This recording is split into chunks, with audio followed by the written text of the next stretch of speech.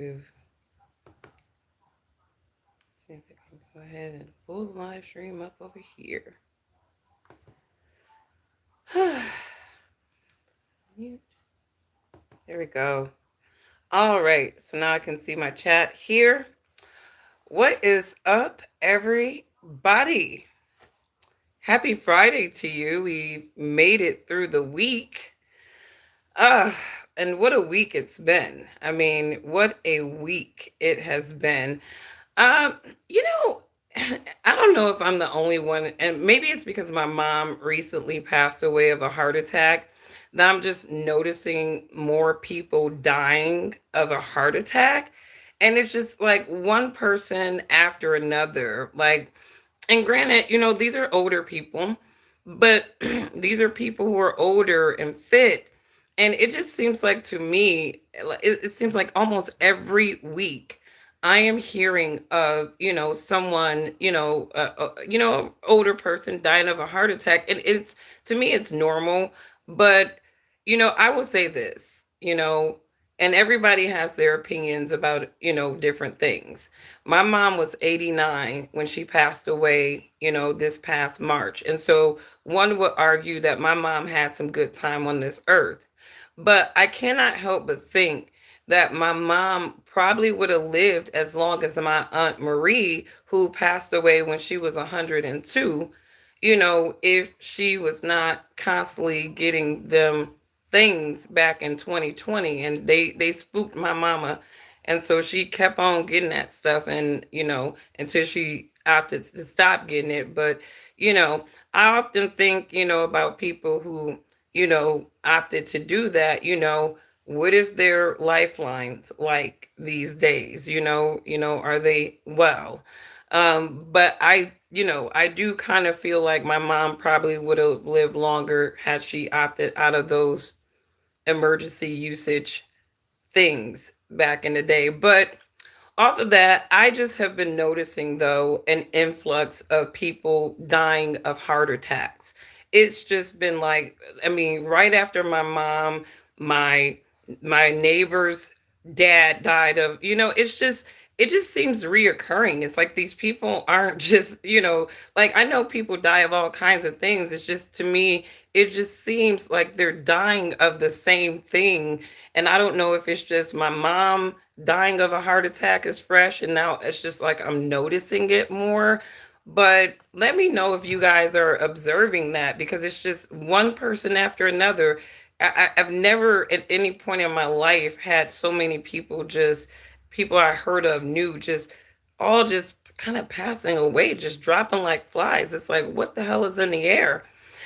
But anyways, you guys, happy Friday to you. Like I said, we made it, and I'm catching up on the news, and I caught this. So apparently, the White House had a correspondence dinner. It's a lot of stuff going on in the conservative space. Lots of weird drama, demonic drama, in my opinion. That's how you know some of them people got the devil in them. They don't got God with them. They got the devil in them. But there was a White House correspondence dinner. And obviously, this is a press dinner, right? The press is there. They had Trump was there. And so apparently, there was a shooter um, at this event. I don't know how this person how the hell do these people get into the White House? Like, I remember just as a visitor, the lengths that we had to go to, just to kind of get into the White House. Like, it always befuddles me, with these people having the security access that they have, like how all these shooters are just managing to breach. And to be honest with you, I think it's very kind of odd that during the Trump cycle, the Trump administration, that we're seeing this influx of political shootings. And I don't necessarily think that, I personally feel like they're psyops, like they're trying to kind of victimize Trump or create a narrative or make people kind of reflect on when he had that like precision shot to the ear, so that people can garner some sympathy. I don't know what it is, but I can imagine they're trying to clean up Trump's image because, obviously, the United States looks like an epic failure with this Iran conflict that we jumped in on behalf of Israel.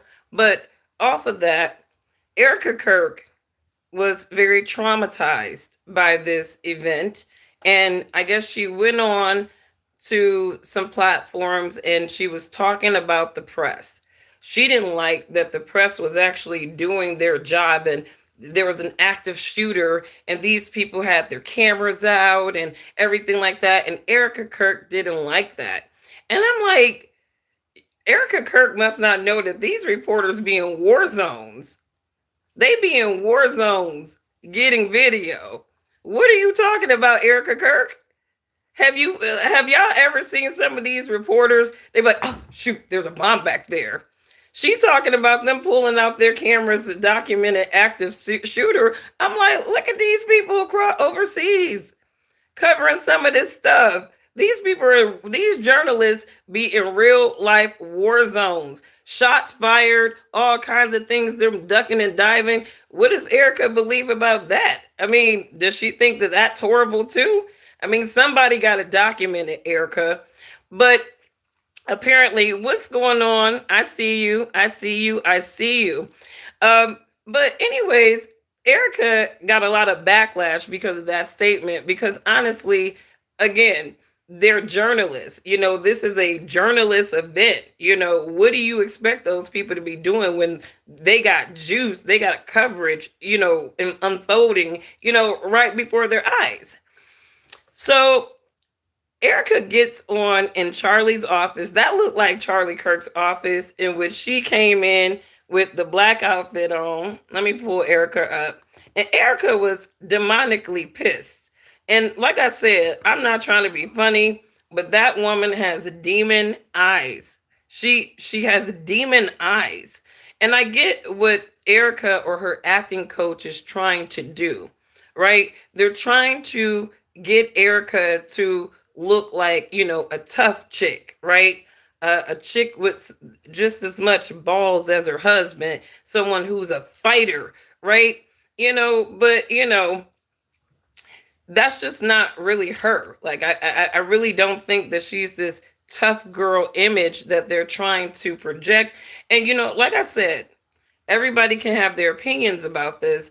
I said the Turning Point USA should have shelved Erika Kirk at Jump Street. We should not have seen Erika Kirk for a strong 3 months after her husband died. If you're going to play the grieving widow, card with her, it needs to be believable. And the way that her husband died was so traumatizing for people who weren't sleeping with him and making babies with him. It's kind of hard for anyone to continue to fathom that this woman is just out here spinning a block, rubbing shoulders with donors. Like, where did you grieve your husband? At what point did this woman actually grieve that man? It's like she just jumped right in. And to me, even this whole narrative of Erika stepping in for her husband and keeping the family legacy going is still counterintuitive to everything that her husband talked about. Like, Charlie, to me, did not speak like a man that wanted his wife running the company if he died. He spoke like a man that felt like his wife should be taking care of their children, focusing on her roles as being a spiritually upbuilding force and a mentor to their children. That's what most, conservative dudes, when they're like, wifey, stay at home, that's really what they're saying is your whole job is making sure that our kids are good people, that they have good opportunities, that they stay focused on track while I'm out here making money, you know? But anyways, Erika Kirk is just counterintuitive to everything that her husband, to me, projected. I mean, she's just not with the model of a wife that, here we go, a message from Erika Kirk. And she got and then the crazy thing is, a lot of people thought that this was AI. And honestly, I did too. I'm like, they just keep playing with this woman.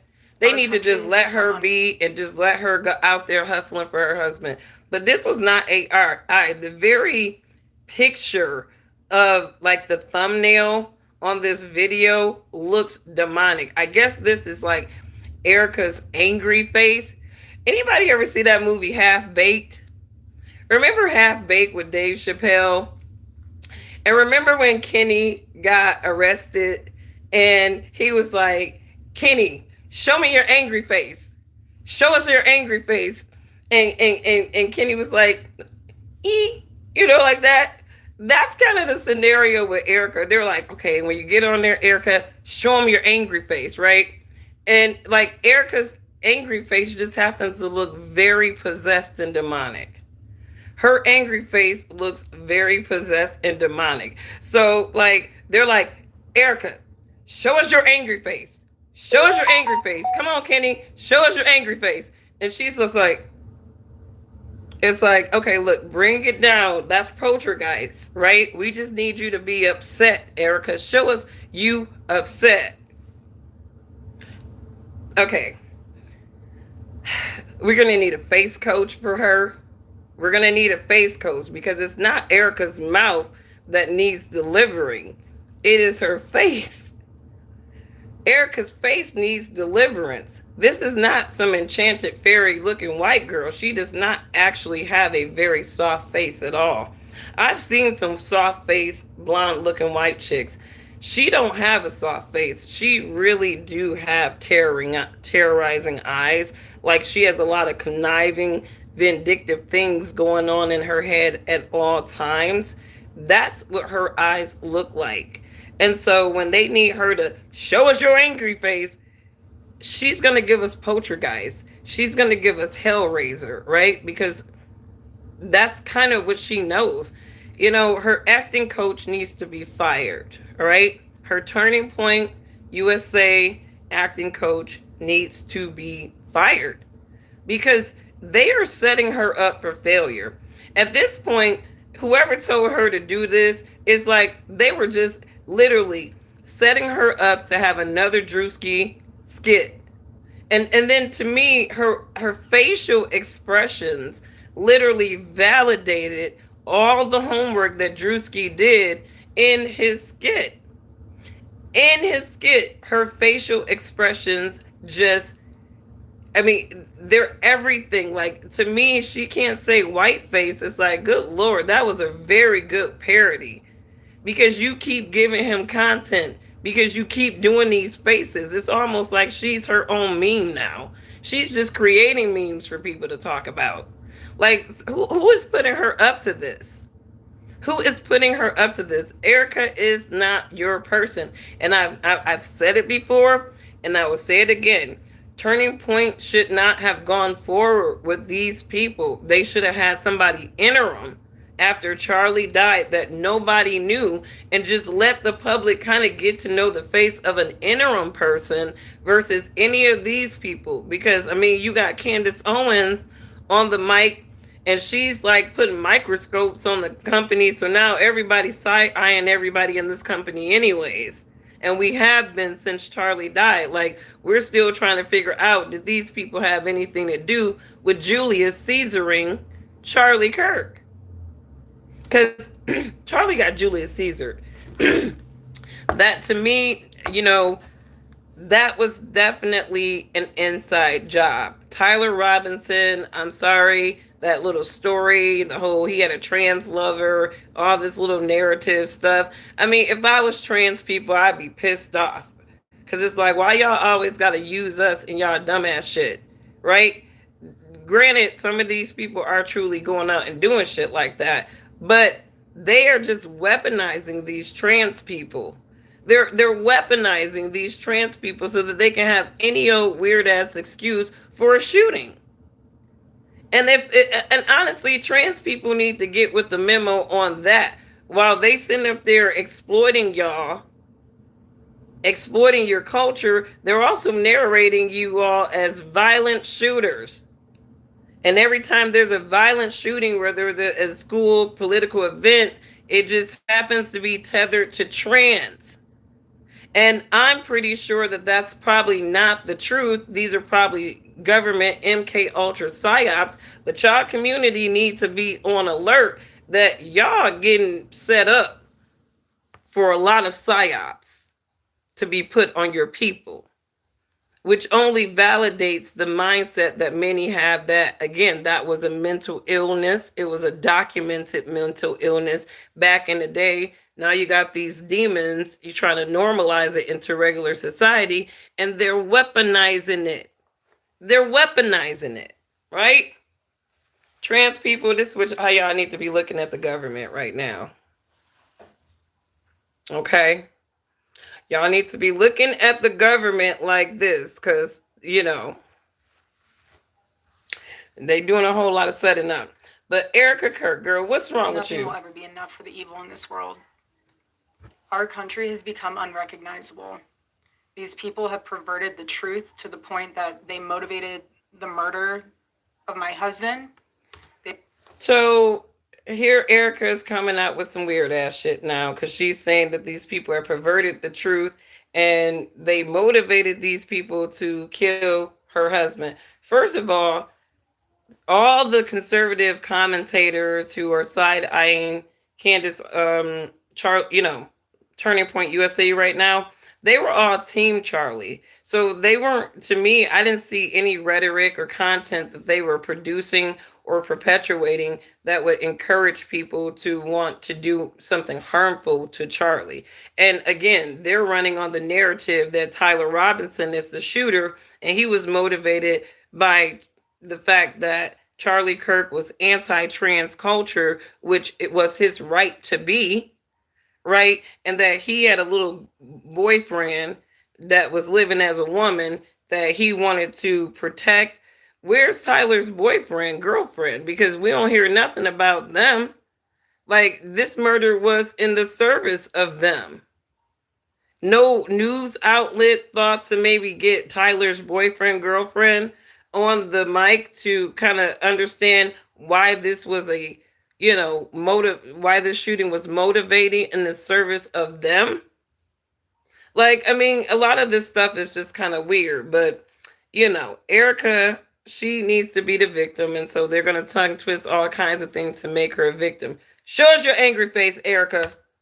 They have Poltergeist continuously tried to assassinate the president, and anyone who stands in their way is labeled hateful, racist, fascist, and every other trigger word. Now, the Zionists are good on these labels, okay?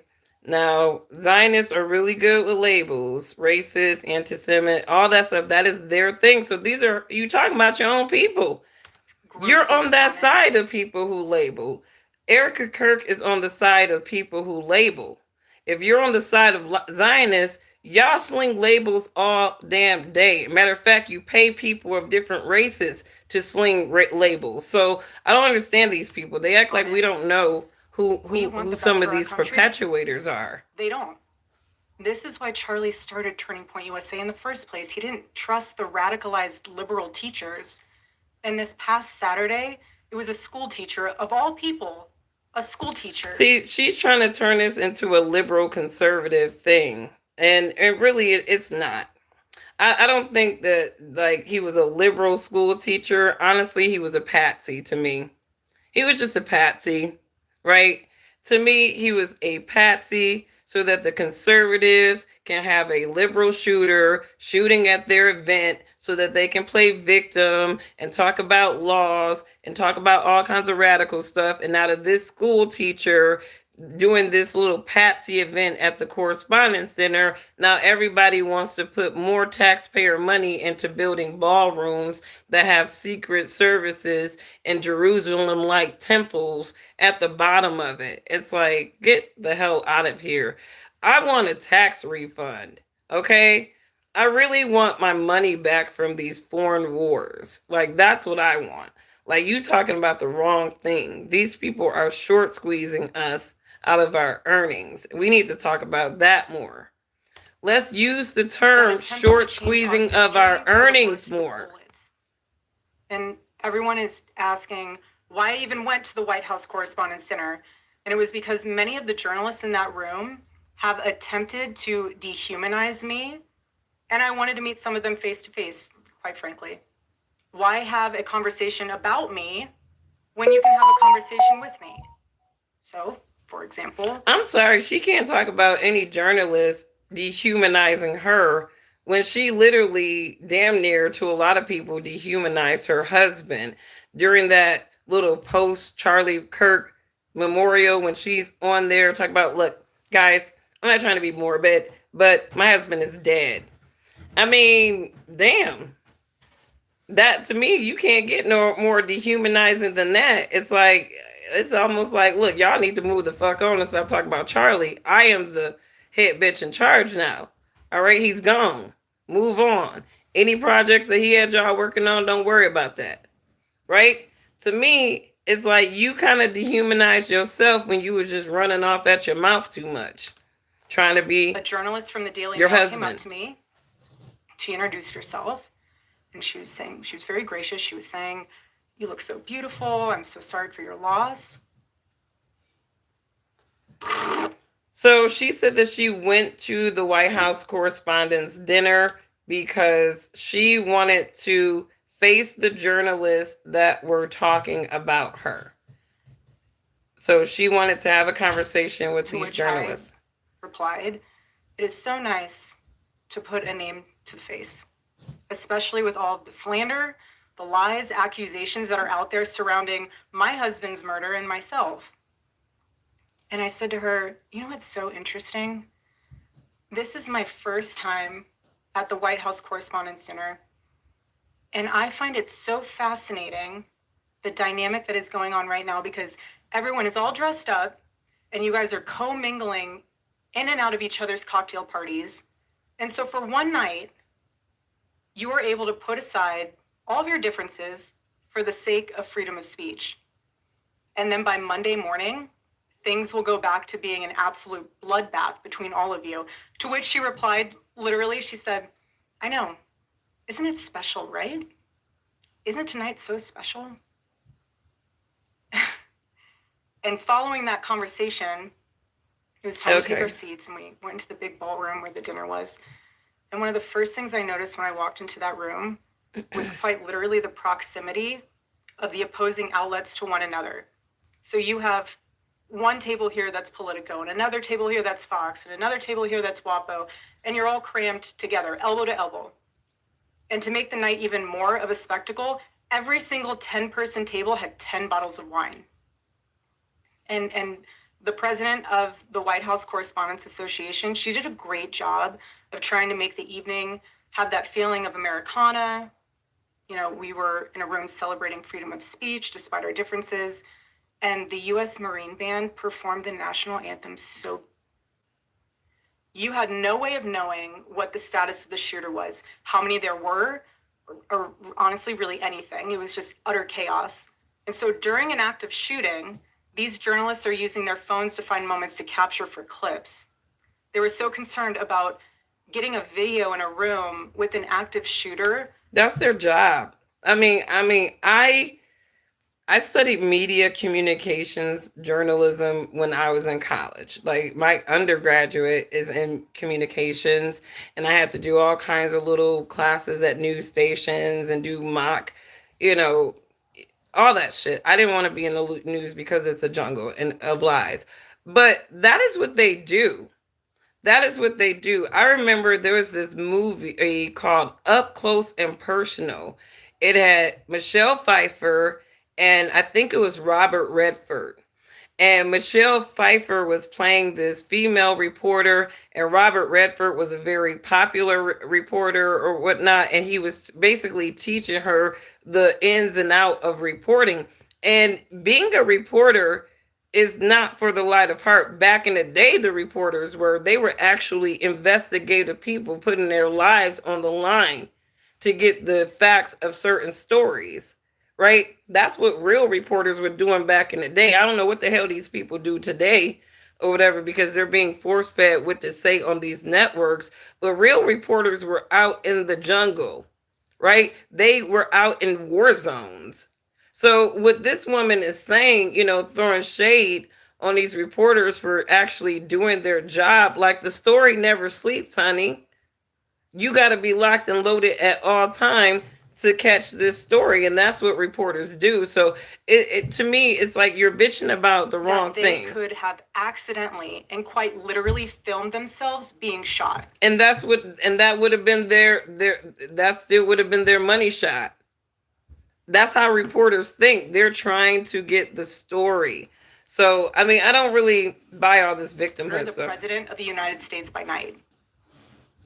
On TikTok. So this is Erika Kirk. Supposed to be teaching our children the future of this country, and he's so unhinged that he is able to teach children by day and then attempt to murder the president of the United States by night. So she's saying that this guy's motive was to kill Donald Trump in this particular shooting. And again, I find it very interesting that we keep getting these narrations of people trying to kill Donald Trump when we need to clean up his damn image. Because right now, Trump is not favorable, even to his own damn base. We look like fools in this Iran war. He wanted to be that guy that moved on Iran, and now oil prices are all fucked up. The oil business, the whole oil sector is fucked up because he keeps manipulating the markets with this just tell Laura Loomer to stop fucking tweeting for him. Because to me, it's just market manipulation at this point, the way that they're freaking tweeting lies. Just straight up lies. But off of that, I don't buy this. This was an attempt to murder Donald Trump. That's just kind of some bullshit to me. I think that they just need a narrative to victimize Trump because he's fucking up the economy. What you saying, Erika? Have big problems with illegal immigration in this country. I have to tell you, we have an even bigger problem when it comes to this systemic indoctrination and radicalization of our own citizens. This is what got my husband killed. This is what has led to 3 legitimate attempts on President Trump's life. And I'm gonna be honest with you, I don't think it's the liberals who are attempting on Trump's life. I just really don't feel like it's the liberals that are making attempts on Trump's life. I just feel like it's those people who coordinate psyops, right? They want us to believe this man's life is in danger because obviously they're trying to narrate him as some kind of Jesus, And after each one, the reaction from the far left has been, at best, a shrug, and in some cases, a sick disappointment that the shooter was unsuccessful. We are all human beings. And if you can just pause and just take a minute and ask yourself, he said that she had the glow of an expected widow.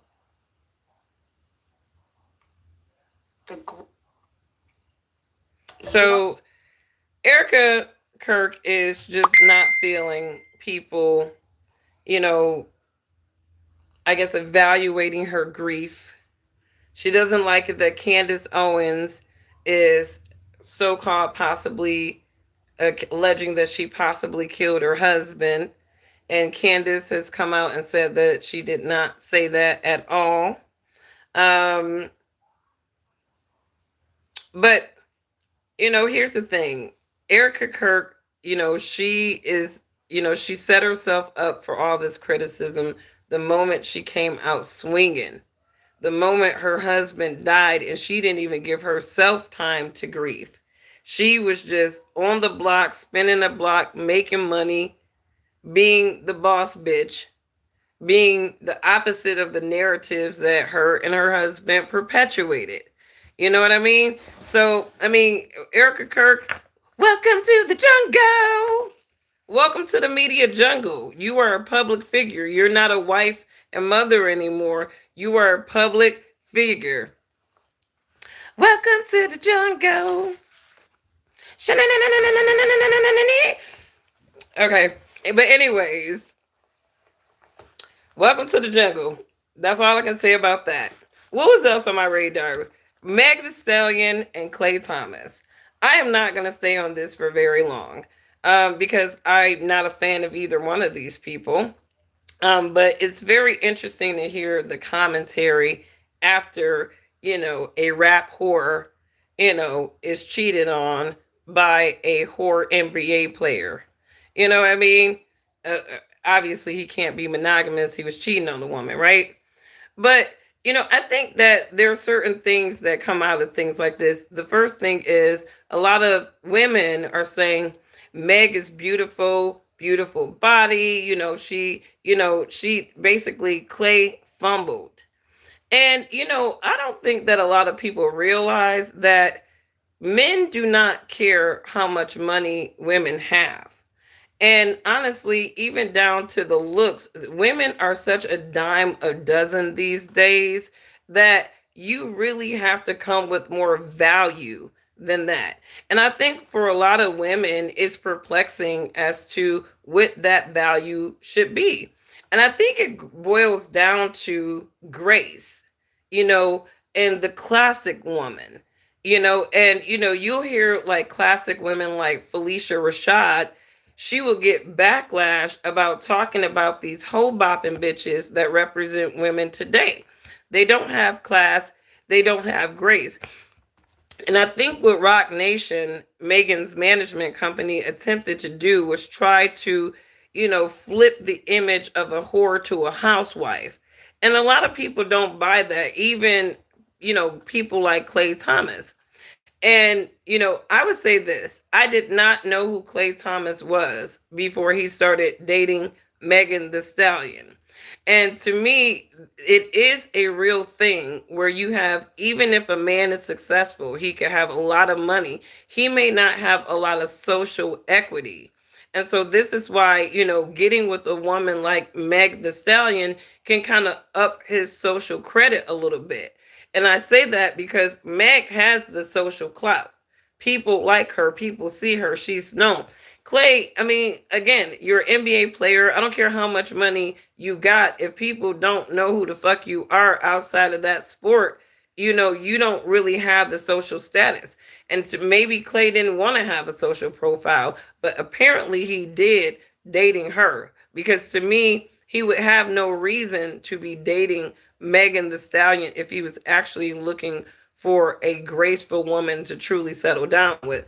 But I think that two things can be true at one time. I think it was a big PR relationship, but I really hope that women will stop believing that our looks will keep a man. It's just not true. It's just not true. I feel like the looks of a woman is just like 25% of the battle, if and probably not even that much. I mean, I think that at the heart of what you see a lot of, at least I would say amicable men, what they want in a woman is true partnership. Like they want to know that they have a real ally. Like, okay, if I'm building this shed, you're giving me nails. You're holding something up with me. You're partnering, you're allying with me. And I think a lot of women don't think like that. They think like you should be doing everything, making the money, and I'm supposed to sit here being pretty for you.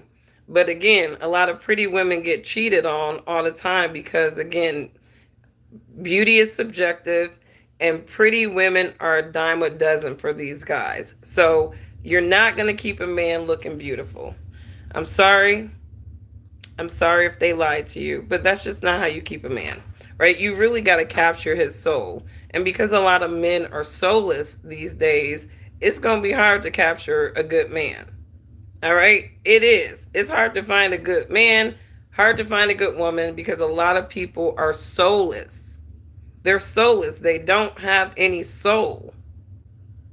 And, again, you go back to that 1970s music. 1970s music. And you look at the dynamics of the men in the 70s, these dogs didn't change, but the difference is That's why you have your Barbara and Shirley's. These women were fighting for their men, but in turn, these men were fighting for their women. And you can tell that by the music in the 70s, right? These men were begging they women not to go in the 70s. Listen to some of that music. And I always say, when it comes to the black community and black love changed when our music changed. When they started perpetuating this demonic music of independence and us not coming together and communing with each other, that is where our whole community and our relationship started falling apart, because music is the pied piper to the behaviors of a person and a community. And if you change the music of a community, you start perpetuating this negative shit, you're going to get negative results. And that's what happened to the black community. So we need to just start rejecting these psyops, y'all, and get into some of that 70s music so we can start renewing and rekindling the black love relationships. That's what we really need to do. But off of that too, Clay Thompson, right? Thomas Thompson, whatever. You know, I would say this. Meg, he is part Canaanite descendant. So he may have he had some inclinations in him that were probably unreconcilable and negative. So, sometimes you can't just go with every little light skinned dude that you see. You do gotta look, kind of vet those features a little bit. He's part Canaanite. So you weren't gonna be happy with him to begin with. But anyways, what's going on, Brian? I see you. My wife is the rock of my family. We know you, Howard. Howard and his wife have been married for a long time. Howard has been rocking with this channel for a long time, and we know this man is happily married. So give it up to Howard and his wife for being very happily married. He talk about his wife any chance he can. So flowers to Howard. All right. We love a man that can talk about his wife in her face and behind her back in a positive way. This man is always talking about his wife. We love people like you, Howard. We really do. All right. Been a long time. I see you, Joe. I see you, Joe. Yes, it's been a while. I was telling a couple of live streams ago, I was just letting folks know, my mom passed away, so I had to deal with that. And, like I said, I don't have any advice for losing a parent, especially if you were close to them. But I do say that, the more you honor your parent, you remember their wisdoms and you continue to impart that wisdom onto your kids. It is healing. It is very healing. And so I have a very good God who gives me the strength. And, the one thing like I said, I have faith in the resurrection, hope. And so I know I'll see my mom again if I stay in covenant. I like Rihanna's music. I do like Rihanna's music. Rihanna needs to drop more music though, but we're not probably going to get any music from Rihanna anymore because she's dropping babies. And let that woman live her life, okay? Let that woman live her life, okay? She making babies. She's doing God's work right now. All right? All right, I'm sorry. Our taxes are the last thing they are thinking about. Building their authoritarian power base is what matters to them. But they need our labor, right? They need our slave like labor to achieve that, right? And it's good to see you too, Howard. And I'm sorry if I missed a few things, but let me know what you guys think about this Erika Kirk. Do you guys think that they need to just shelf her and stop this woman from talking and constantly, to me, making a meme of herself? Like, she's not making a fool of herself, she's making a meme of herself. You know what I mean? And, I gotta retract something. I guess everybody, it has not Trump derangement syndrome, but Trump regret syndrome. All right. I want to apologize, or retract a statement that I said about Donald Trump. And I said this statement based off of his track record of association. But again, people can be fake, they can be phony, they can unleash their inner person. And again, I've never known Donald Trump to operate as a racist. I think when I look at his track record of being around Black people, associating with Black people, I can honestly say that I did not feel like Donald Trump was a racist white man. Um, and I actually felt like Donald Trump liked Black people, you know. Um, but, after him going back and forth with Candace Owens, and again, I totally believe that Laura Loomer is doing all this tweeting for Trump. But the problem with having a sawed out face Zionist looking woman like her doing your tweeting is that you're not going to look good. You're going to look obnoxious. And so I don't know if Laura is the one doing these tweets or not, but Trump looks like an obnoxious racist going back and forth with Candace Owens, even acknowledging Candace Owens exists. She is a commentator. You are the president of the United States. You shouldn't even be acknowledging any of this commentary on your handle. If you want to do little subtle slick shots or shades or whatever like that, that's fine. But just overt racism, narrating this woman as a crackhead, a stereotype that is put on Black people, even though crack is not Black people's drug of choice, but whatever, the ignorant can continue to believe what they want. But, to me, Trump just kind of revealed himself. And again, if he's not the one doing the tweeting, then I think whoever is doing his, handling his social media handles or tweeting on his behalf, they need to be let go. Because to me, they're creating a narrative that is, to me, making him look like a racist, an overt racist.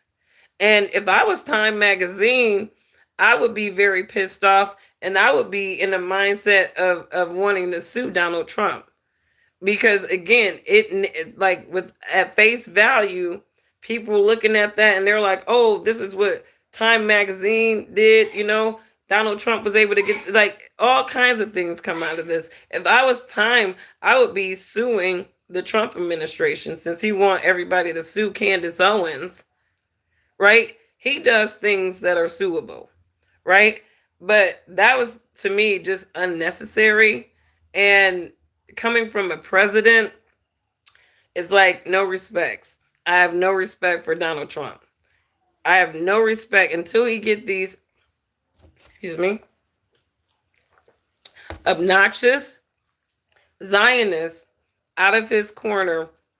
Donald Trump has just ruined his legacy. Like, it's just a legacy ruin. And it's, to me, Trump could have went down as a pretty cool white dude. He could have went down in history as a pretty cool white dude because again, before this back and forth with Candace Owens, again, not a whole lot of Black people looked at Donald Trump as being a racist. And even when the liberals were narrating Donald Trump as a racist to Black people, a lot of Black people were like, I don't remember Trump being a racist, right? I remember him kicking it with a lot of Black people. I remember a lot of rappers having reference to Trump in their songs. You know what I mean? But now, Trump is definitely not looking good. He's not looking good. And I think that whoever, again, is managing the person who handles his social media, I think that they should fire that person or tell that person, I don't want you saying another thing about Candace Owens. Like, a lot of these people need to keep Candace Owens' name out of their mouths. Just let her do her thing. Candace has been doing Candace for a while. Okay. I don't even follow Candace Owens like that. I check in a little randomly and I don't even look at whole shows of Candace, right? Candace is trying to find justice for the man that should have been her husband and her best friend, Charlie, right? She's doing that. and she's doing her normal investigative stuff, right? But I mean, it do look kind of bad though that Trump has not really been vigilant about this Charlie Kirk thing at all. And that man got that man elected several times or a few, during those cycles. And, these people are ungrateful. I think that when if you can really just look back at, what Charlie Kirk did for these people, for this administration, um, definitely not enough homage has been paid to Charlie Kirk. Definitely not enough.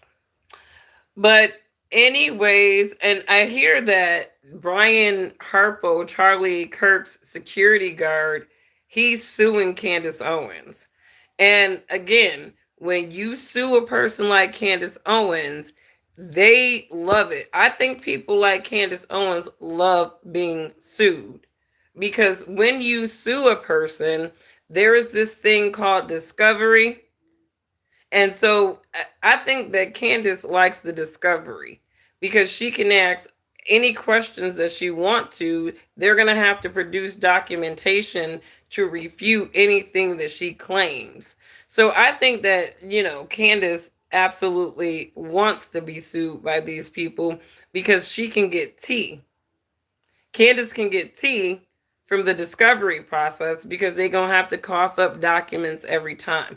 Sometimes you shouldn't be scared to be sued.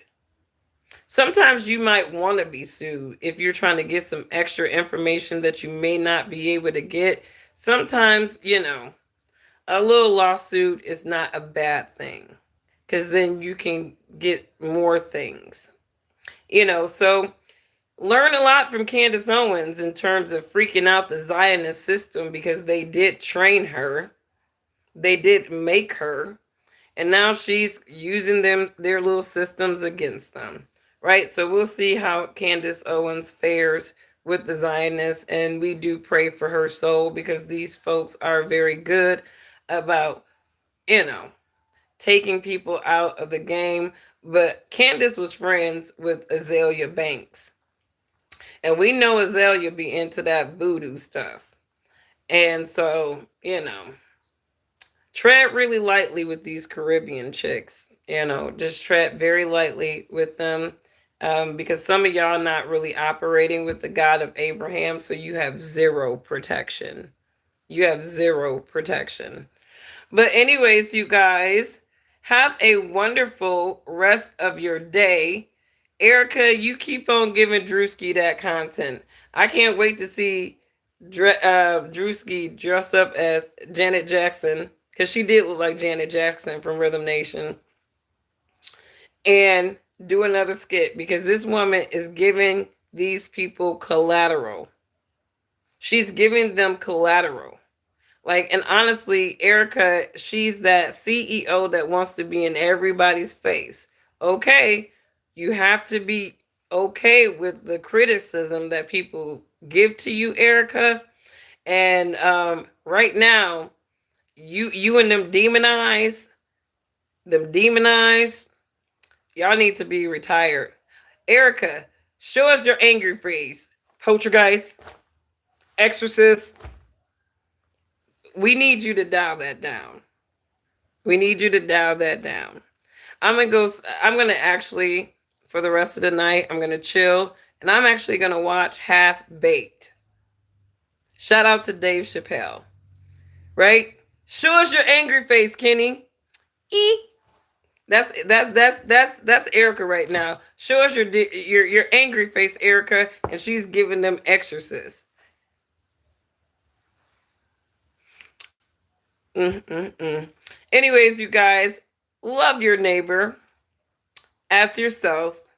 If you would not disrespect or abuse yourself, do not disrespect or abuse your neighbor. And we are going to just keep watching Erika Kirk look like a possessed Chucky doll. Bye.